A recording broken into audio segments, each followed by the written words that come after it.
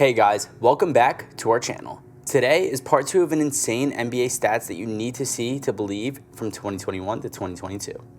Be sure to check out part 1 if you haven't already, and here we go.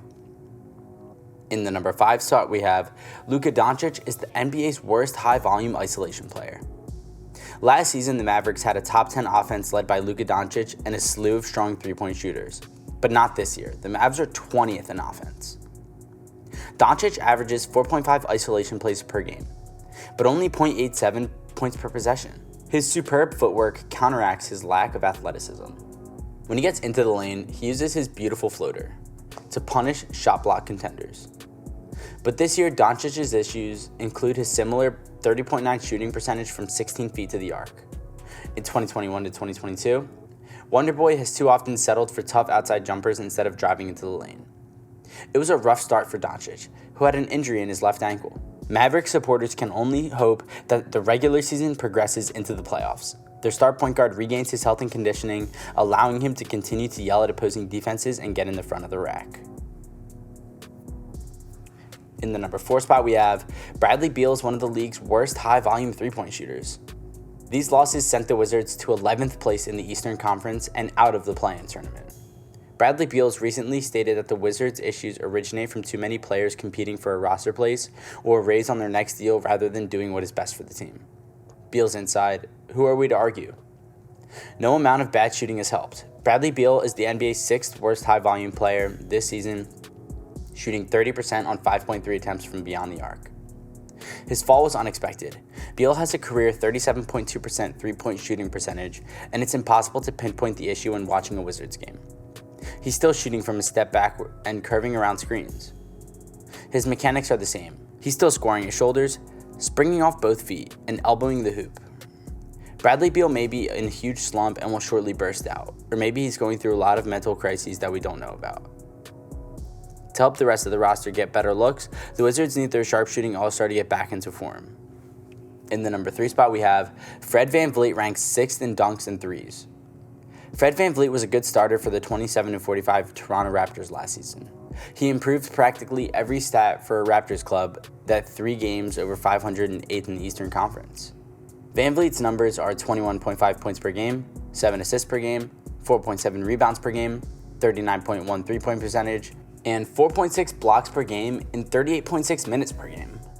VanVleet's superb scoring, passing, and steal rate have propelled him into the advanced stats stratosphere.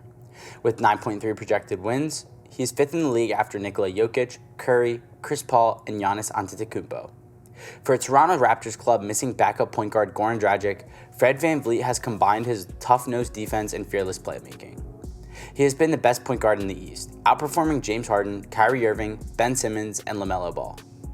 VanVleet suits up and he plays virtually the entire game and helps the Raptors win. One of the NBA's biggest storylines this season is that Fred VanVleet's rise to the top 10 point guard and all-star status. In the number 2 spot we have, it's been a disaster with Julius Randle on the court.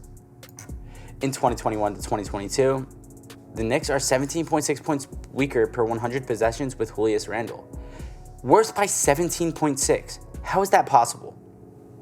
With 30.7 three-point shooting percentage, 3.5 turnovers per game, and a 63.9% rim hit rate, the consequences are terrible. Sadly, that is what former All-Star Julius Randle has been doing this season.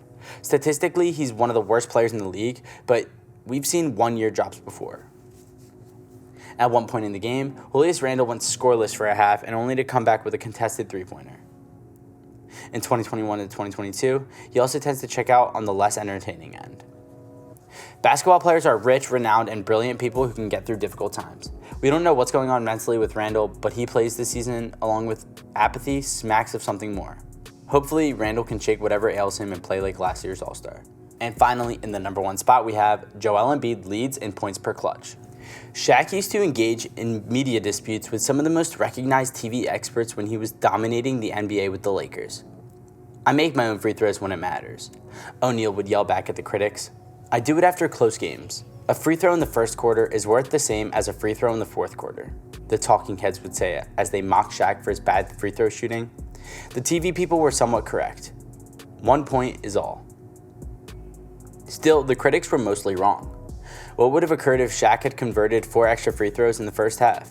The Lakers' increased advantage heading into the fourth quarter may have relieved their mindset, allowing the other team to re-enter the game. Maybe the Lakers' opponents would have risen up, considering they were down 4 points, and ended up winning the game. It's hard to say whether 4 additional points at the start of the game are the same as 4 extra points at the finish due to thousands of variables. In essence, Shaq was stating the fact that making free throws in crucial situations is significantly more difficult. Well guys, thank you so much for making it to the end of the video. Be sure to smash that like button, subscribe to our channel, and ring that notification bell so you never miss a video. Thank you guys for watching, and I'll see you guys next time. Peace.